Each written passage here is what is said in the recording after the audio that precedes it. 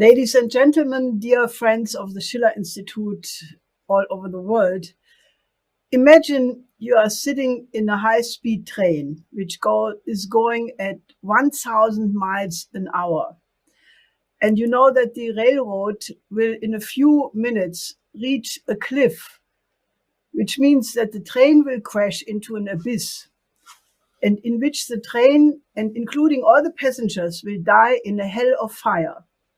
And you know that the engine driver is totally mad and will do absolutely nothing to prevent a certain train wreck.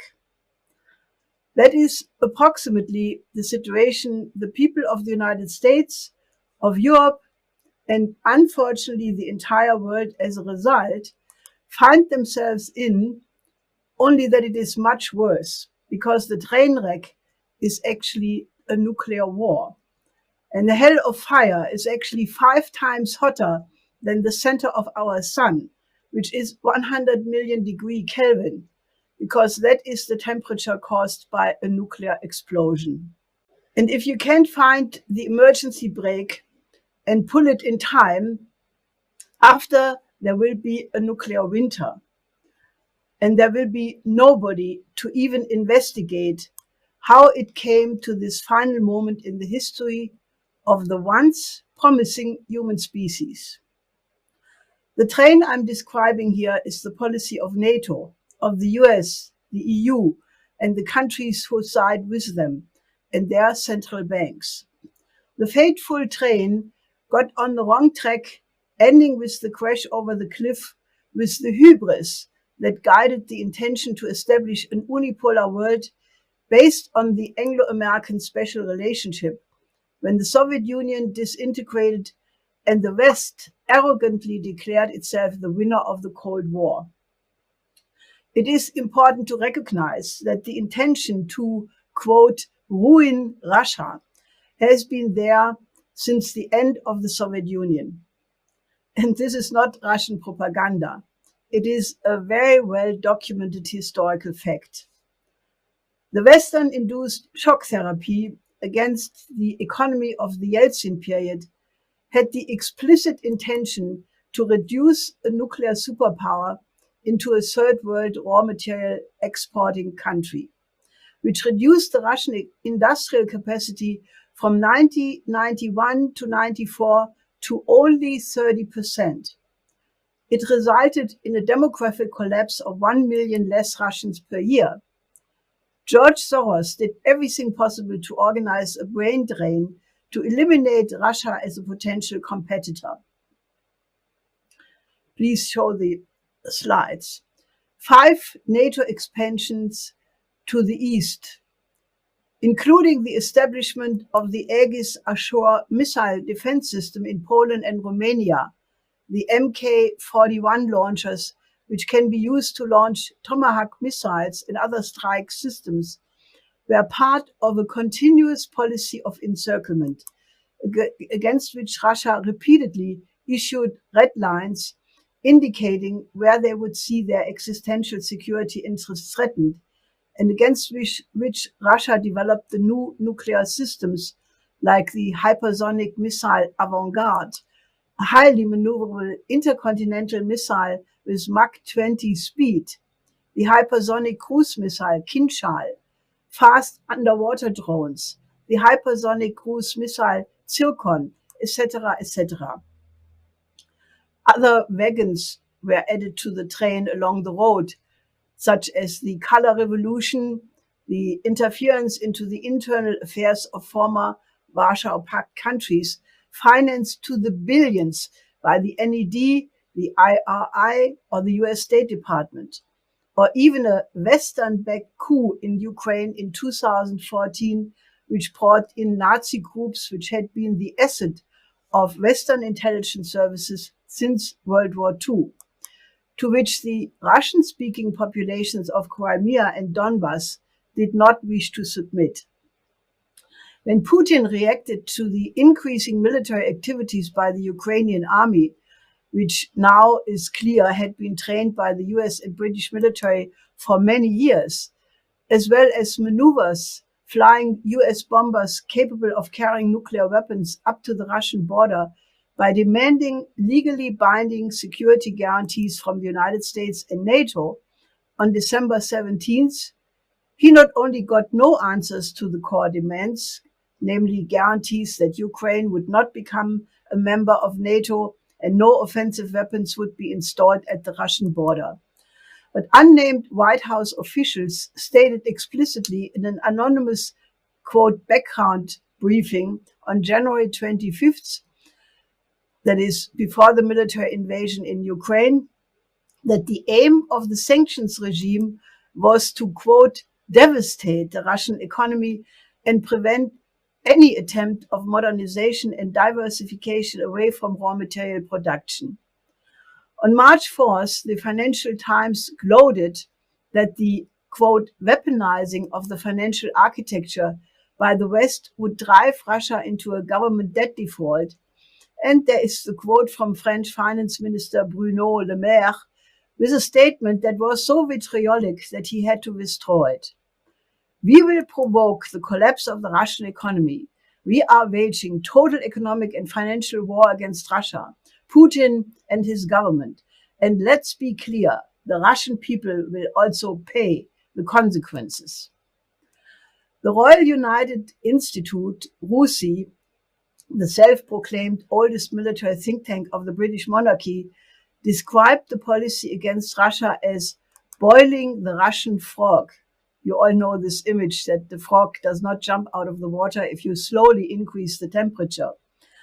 And the RUSI calls to provoke a Cuban Missile Crisis on steroids over a Ukrainian attempt to retake Crimea militarily and to come up with creative and nuanced proposals how to steal Russian frozen assets. On cue, the Ukrainian General Dmytro Marchenko declared that once the necessary weapons were received, the destruction of the Kerch Bridge connecting the Russian mainland with the Crimea would be target number one, and the weapons would be used to retake Crimea. The delivery by the US of long-range weapons into Ukraine and their possible use to strike into Russian territory, such as the high-mobility artillery rocket systems, makes the United States, under international law, immediately a participant in the war, which could trigger instantly a hot war between Russia and the United States, which no side would want to lose, and therefore an escalation to a full nuclear exchange could happen very quickly. Coming back to the image of the mad engine driver in our train, the horrifying reality seems to be that the establishment of the West is playing this thermonuclear chicken game without apparently having the intelligence to think through that the consequences of this reckless adventurism could be the annihilation of all of us, including themselves. While it is clear to the leaders of a great number of countries in the world, in Africa, Latin America, and Asia, that the present strategic crisis did not start on February 24th with, quote, Putin's unprovoked war of aggression, the synchronized war propaganda coming from almost all politicians, the media, and think tanks in the United States and Europe reflect a deep-seated, hateful mindset against Russia and increasingly also against China, which has nothing to do with the reality of these countries, as everybody knows who does know them, but which is the result of the perpetuation of the Cold War mentality, ready to risk the hot war at any moment, which apparently has been cultivated over the last 3 decades as a groupthink in the institutions of the mainstream. The desire to, quote, ruin Russia, as the unspeakable NATO-affine German foreign minister expresses, is a return to barbarism in international relations and reflects a deep-rooted problem in her understanding of diplomacy, which she should represent as the first diplomat of the country. The offer for Ukraine to join the EU, even as a candidate, which was made by Scholz, Macron, Draghi, and Johannes at their recent trip to Kiev, is again a further step in the escalation. In reality, it is the equivalent of offering Ukraine NATO membership, because since 2007, there is the duty of military assistance in the EU treaty, and Ukraine could demand military assistance from all EU member states, of which all but 4 are also members of NATO. That means that if only one country gets militarily involved in warfighting, this country can automatically evoke the duty of assistance of NATO. And this comes on top of all the delivery of heavy weapon systems and training of Ukraine troops, which, according to the US constitutional expert Bruce Fein, has made, as well as the deployment of foreign mercenaries inside Ukraine, has made the US, Great Britain, and other countries involved already co-belligerents. To stay with the image of the train, the front wheels of the locomotive could be hanging over the cliff already. Obviously, Russia and other countries could not avoid noticing that the US and her allies have gone far beyond the simple containment towards the Soviet Union of the Cold War, but that the West openly now speaks about, quote, ruining Russia, to cut relations, quote, forever, as if we were not living on the same Eurasian continent. In this geometry, there is no room for a diplomatically negotiated end of the war in Ukraine, but only a victory of Ukraine and a defeat of Russia. In this scenario, the desired decimation of Russia then creates room for a containment strategy against China, which the US and Great Britain regard as the most challenging competitor. The campaign to also disentangle from China economically, accompanied by similar demonization, is already in full swing. The net result of all of this is not only that we are teetering at the verge of a global nuclear war, but that we are in a gigantic process of self-destruction of our economy, our social stability, and the very foundations of our society. This policy will ruin the US and British economy as well, but the effect on Germany will be absolutely catastrophic. The tendency towards a hyperinflationary blowout of the everything bubble was already in process as the result of the reckless money printing of the central banks and repeated bailouts for the banks and speculators since 2008, which was already a systemic collapse of the system long before the war in Ukraine started. But the effect of the everything sanctions and suicidal capitulations by Germany, like in the case of Nord Stream 2, and planned embargoes against Russian oil and gas, will drive the prices for gas, energy, food, and all the other essential goods for life up in the next weeks and months, and for large segments of the population to an unaffordable height. What is threatening is a total social collapse, a mass bankruptcy of small and medium enterprises. Already supply lines in many areas are interrupted, for which China's COVID policy has only a very small part of responsibility. But the Russia sanctions affect almost all areas. Wood for construction from Russia is no longer there. Oil tankers, insurance are not being paid. Fertilizers are lacking, etc., etc. The effect on the developing countries is by orders of magnitude more devastating. According to the UN and the World Food Programme, 1.7 billion people are threatened with famine in the coming period.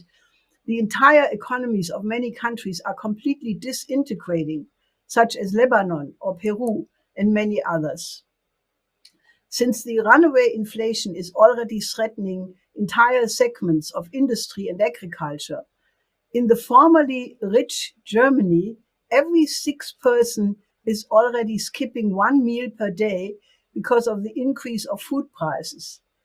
Starting with the Federal Reserve by 0.75% now and again in July, the central banks have begun to raise the interest rates. This brings up the immediate danger of a serious debt crisis in the emerging countries and a chain reaction collapse of firms in the formerly advanced sector.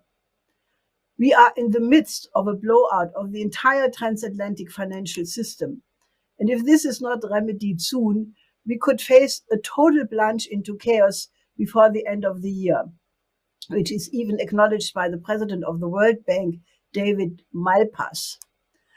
The sanctions are naturally hurting Russia, but much less than the West, as Putin just, triumphantly declared at the St. Petersburg Economic Forum. They are actually almost a blessing in disguise, since they have accelerated the creation of an entirely new financial and economic system, in which many principles defined by my late husband, Lyndon LaRouche, are being applied. Anchored on China's Belt and Road Initiative, several organizations are in the process of de-dollarization, a currency which is not regarded as secure after the seizure of assets by the US Treasury of several countries, and multilateral trade is now occurring in ruble, rupees, renminbi, and other national currencies. For Russia, it resulted in a pro-Asian change in the geographical structure of its foreign economic relations, which almost fully compensates the cutting of trade with the EU. A conference of the Eurasian Economic Forum took place in Bishkek, which discussed, among other things, the introduction of a digital ruble for cross-border payment, bypassing a banking system subject to sanction pressure, and serious investments in R&D to build up independent capacities in all fields. The BRICS nation will have their summit in a few days, on June 24th in China, where they will discuss the inclusion of new members. According to the Duma President Volodin, the emerging G8 of Russia, China, India, Indonesia, Brazil, Mexico, Iran, and Turkey already has bypassed the G7 in terms of the GDP. Other organizations and nations are working towards a new model of a global order, such as the Shanghai Cooperation Organization, the Collective Security Treaty Organization, ASEAN, and many nations in the global south.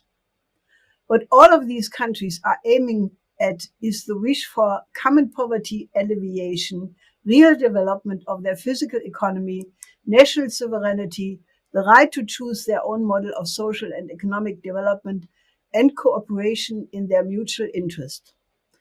And they have found that essentially with the cooperation with China and Russia, which is the reason why many of them did not bow to pressure to join the condemnation of Russia for what is happening in Ukraine. So the democracies, quote, are really only the US, Great Britain, the EU, which however is divided, Japan, Australia, and South Korea. So when at the end of this month, the annual NATO summit meets in Madrid to present a plan for a global NATO and a new security doctrine without a real economic development plan, naturally, which it certainly will not have, it will fail to address the actual needs of a world faced with famine, pandemic, economic chaos. It will have a big posture, but it will be a colossus on clay feet. In 1971, my late husband, Lyndon LaRouche, made what is very likely the most important and prescient analysis ever made in history.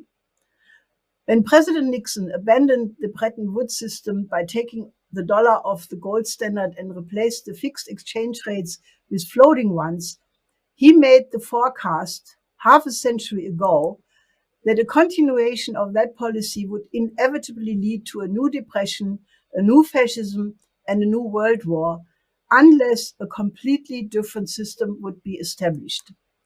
And this is exactly the point where we are right now. He also prescribed since long the remedy in 4 points, basic points. Unless the transatlantic system should go the way of the hyperinflation of Weimar Germany in 1923 or face a sudden blowout, there needs to be first a global Glass-Steagall banking separation, exactly what Roosevelt did in 1933. That means that the commercial banks must be put through bankruptcy reorganization. Once they have been cleared of different categories of junk, such as involvement in derivatives, they have to be put under creditor protection. The other banks and financial institutions have to bring their books in order, but under no circumstances can receive any more bailout packages under what guise, however. And if they can't live without taxpayer money, they should close up shop. Secondly, every country needs to set up its own national bank in the tradition of Alexander Hamilton, as it was done successfully with the Reconstruction Finance Corporation with Roosevelt and the Kreditanstalt für Wiederaufbau, credit institution for reconstruction, which was modeled on the Reconstruction Finance Corporation. And this was the main engine for the German economic miracle in the post-war period. This way, the power of credit generation for investment in projects of the common good is given back to the sovereign governments instead of being the bazooka of the private bankers.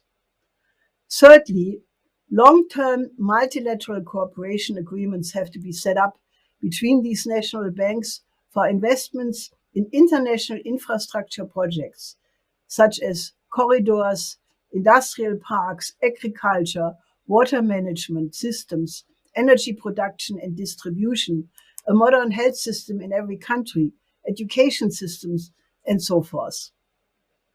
These agreements of credits with long duration and low interest rates do already represent a new credit system.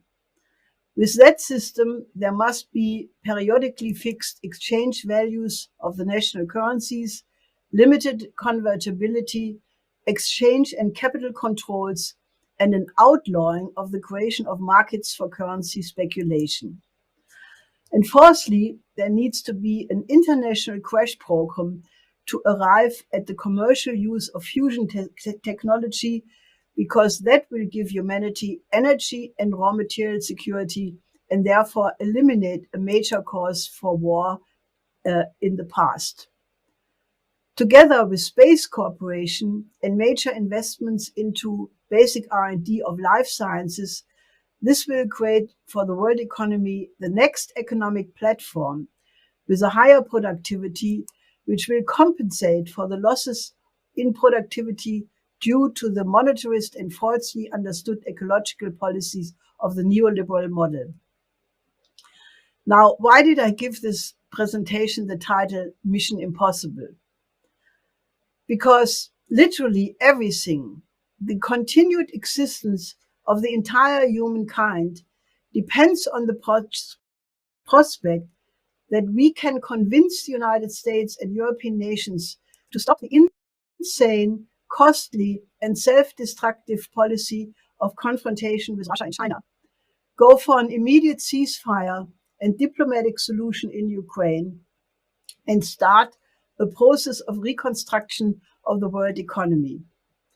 The way out of both the war danger and the financial collapse is a new security and development architecture which takes the interest of every country on the planet into account, that of Russia, China, the United States, European nations, and emphatically that of the developing countries. Given the present policies of the, quote, democracies, this seems impossible, but it is not. In the coming weeks and months, the utter failure of the neoliberal model will become so absolutely clear to everyone that neither, quote, freezing for freedom, as the German economic minister Habeck suggests, who wants to degree how cold it has to be in the apartments, nor, quote, starving for democracy, will have much appeal. What we need now is a movement of state citizens of ordinary people from all walks of life who become leaders when they see that their country has been hijacked by a policy establishment that doesn't care about them, that only thinks about how to protect their positions and privileges, and whose policies have created a class of billionaires and millionaires and the majority of people whose life savings are eaten up by hyperinflation. In each nation, we need a movement of citizens who have the courage to act to correct what they know to be wrong, from the submission to the presently unbearable opinion dictatorship, which allows only the official NATO narrative to be repeated, and which accuses anybody who tries to shed some light on why we are in this crisis to be a Putin agent or in the service of the Communist Party of China. Why not invite commentators from Russia, China, India, Mexico, Afghanistan, Ghana, Syria, or Pakistan into our talk shows, instead of the ever same clique of synchronized pundits who try to make us believe that the earth is flat and that the snow is black? Yes, for the sake of the wonderful democracy and human rights, let us discuss the case of Julian Assange and what crime he committed. Let us reject what is rotten in our culture, the perversion and banality of the entertainment industry, which is designed to make us stupid and passive. To win Mission Impossible, we have to revive the best cultural tradition in every country, in Europe and in the United States. The Asians are already doing it. The Germans have to become again a people of poets and philosophers. The Italians, great artists of the Renaissance. The French, scientists of the École Polytechnique. The Americans should turn their country again into a temple of liberty and beacon of hope. Only if we are willing to change ourselves in this way and become better human beings who don't go around like beast men, or beast women for that matter, who want to, quote, ruin other countries, but who want them to develop in the best possible way, who want them to blossom and have all the talents of their people unfold, we will have a beautiful future for ourselves. And then we have the courage to get up and pull the brake of that terrible train we are sitting in and stop the dash into Armageddon. Thank you.